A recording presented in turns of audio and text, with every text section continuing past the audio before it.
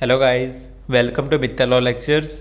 हम आज new subject start कर रहे हैं public interest lawyering, legal aid and para legal services के बारे में। इस सब्जेक्ट में हमारा सबसे पहला क्वेश्चन है पब्लिक इंटरेस्ट लिटिगेशन क्या होता है। इस क्वेश्चन में हम इसके बारे में समझेंगे।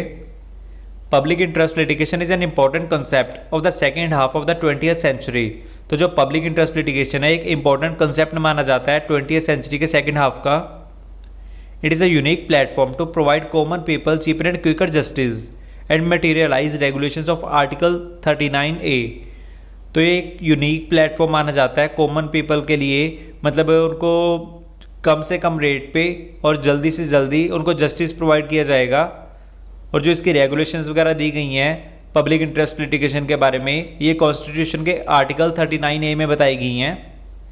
Case central electricity supply utility of Orissa versus शोभाई काहो। इस केस में सुप्रीम कोर्ट ने बताया था कि जो पब्लिक इंटरेस्ट लिटिगेशन है इसको जो पुअर पीपल और मिडिल क्लास पीपल्स होते हैं उनके लिए एक तरीके का वेपन है जिससे उनकी जो पेन है वो हील की जा सकती है। अब चाहे वेपन बोल सकते हैं या मेडिसिन बोल सकते हैं poor and middle class peoples के लिए। It stops the misuse of exclusive powers. तो इसमें बताया गया है मतलब जो पब्लिक इंटरेस्ट लिटिगेशन है, पब्लिक इंटरेस्ट लिटिगेशन के ज़रिए जो मतलब अधिकारी हैं, जो ऑफिसर्स हैं, अगर वो अपनी पावर्स का मिसयूज़ करते हैं तो उनको उनकी पावर्स का मिसयूज़ करने से रोका जा सकता है पब्लिक इंटरेस्ट लिटिगेशन के ज़रिए। Meaning of public interest litigation, a litigation in which interest of much part of public is vested. जिस भी लिटिगेशन में ज़्यादा से ज़्यादा पार्ट जो पब्लिक का मतलब पब्लिक पार्ट होता है ज़्यादा, तो वो जो लिटिगेशन होगा वो पब्लिक इंटरेस्ट लिटिगेशन कहलाएगा। In other words it can be said that litigation relating to comprehensive public interest, जो भी लिटिगेशन मतलब पब्लिक इंटरेस्ट के रिलेटेड होगा वो पब्लिक इंटरेस्ट लिटिगेशन कहलाएगा। When a person can not be approached to the court for safeguard his interest due to lack of money. जब कोई person court को अप्रोच नहीं कर सकता अपने अधिकारों को मतलब अपने इंटरेस्ट वगैरह को बचाने के लिए पैसों की कमी की वजह से या किसी और अदर रीजंस की वजह से, then an effort is made to safeguard his interest by the public interest litigation. तो एक एफर्ट्स वगैरह किए गए हैं सेव उसके जो उस पर्सन है जो मतलब पैसों की कमी के कारण या किसी और कमी के कारण किसी और रीज़न के कारण कोर्ट को अप्रोच नहीं कर सकता अपने इंटरेस्ट वगैरह को बचाने के लिए, तो एक एफर्ट किया गया कॉन्स्टिट्यूशन की तरफ से कि मतलब जो सेफगार्ड्स वगैरह बचा रही है उसके इंटरेस्ट वगैरह बचाने के लिए, सेफगार्ड्स देने के लिए पब्लिक इंटरेस्ट लिटिगेशन कंसेप्ट को लाया गया है। Case all India railway depressed workers versus union of India. Supreme court decided that if any person is not able to reach court due to his poverty then any other person और union can knock court from his side. तो इस case में supreme court ने ये बात कही है अगर कोई भी पर्सन जो कोर्ट में मतलब नहीं अप्रोच कर सकता, नहीं पहुंच सकता अपनी गरीबी की वजह से या किसी और रीज़न की वजह से, तो जो यूनियन है यूनियन उसकी तरह मतलब उस पर्सन की साइड से कोर्ट के दरवाजे नॉक कर सकती है, उस पर्सन के मतलब बिहाफ पे कोर्ट में आ सकती है, मतलब लिटिगेशन वगैरह अप्लाई कर सकती है। It is a public interest litigation. तो ये जो लिटिगेशन होगी ये पब्लिक इंटरेस्ट लिटिगेशन मानी जाएगी। Retired justice of supreme court said. तो जो सुप्रीम कोर्ट के रिटायर्ड जस्टिस है उन्होंने ये बात कही है, narrow conception of going court of victim person is finish now. तो जो मतलब पहले ये कंसेप्ट होता था कि जो भी मतलब विक्टिम है उसी को कोर्ट जाना पड़ता था अपने मैटर के लिए, and it is replaced by proceedings public interest litigation etcetera. तो मतलब जो पहले ऐसा होता था कि जो विक्टिम है उसी को जाना पड़ता था कोर्ट में इंसाफ लेने के लिए, बट अब ये प्रोसीजर वगैरह जो है ये ख़त्म कर दिया गया कंसेप्शन और इसको रिप्लेस कर दिया गया पब्लिक इंटरेस्ट लिटिगेशन के जरिए। Now any person can bring such cases in courts which are relating to public interest. तो आज के ज़माने में क्या है, कोई भी पर्सन कोर्ट्स में केसेस वगैरह लिटिगेशन वगैरह मतलब अप्लाई कर सकता है जो भी मैटर अगर पब्लिक इंटरेस्ट के रिलेटेड है, तो for safeguards of such interest, जो भी पर्सन के इंटरेस्ट वगैरह छीने जा रहे हैं उसके इंटरेस्ट को मतलब सेफगार्ड देने के लिए कोई भी पर्सन कोर्ट में केस वगैरह अप्लाई कर सकता है, लिटिगेशन कर सकता है apply. Case MC Mehta versus union of India.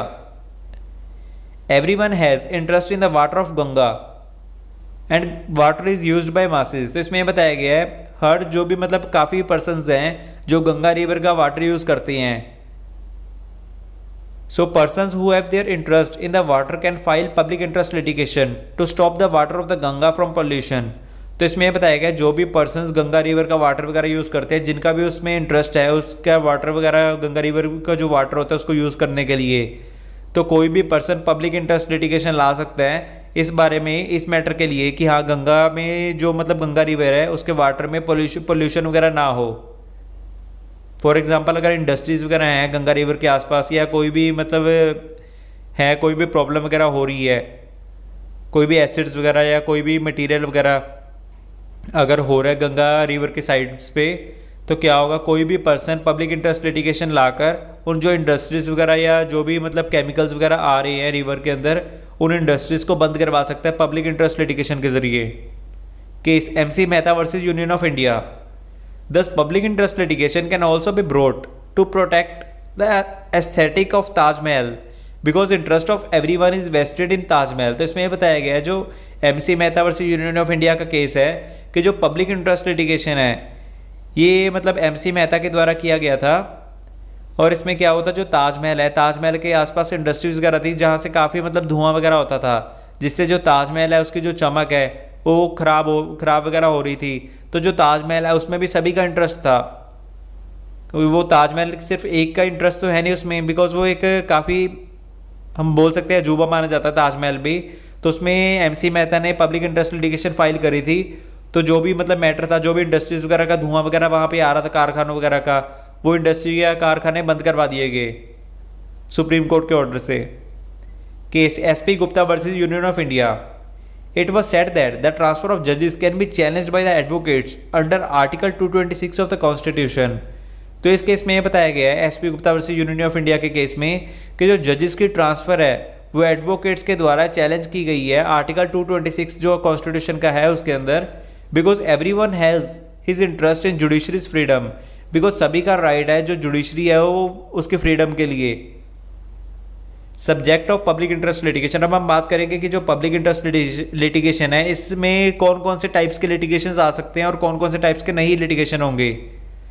Public interest litigation has been commented by the courts from time to time. तो जो पब्लिक इंटरेस्ट लिटिगेशन है ये कोर्ट्स के द्वारा टाइम टू टाइम इस पर कमेंट वगैरह किए जाते हैं। Following cases are considered in the scope of public interest litigation. तो कुछ केसेस ऐसे हैं जो मतलब पब्लिक इंटरेस्ट लिटिगेशन के स्कोप के अंदर जो माने जाते हैं। सबसे पहला केस है बॉन्डेड लेबर, कि मतलब जो बॉन्डेड लेबर वगैरह होगी वो भी पब्लिक इंटरेस्ट लिटिगेशन मानी जाएगी अगर इसके रिगार्डिंग कोई भी केस वगैरह करेगा तो। मिनिमम वेजेस ऑफ लेबरर्स, तो ये भी एक पब्लिक मैटर माना जाएगा, तो मतलब इसके लिए पब्लिक इंटरेस्ट लिटिगेशन वगैरह लाई जा सकती है।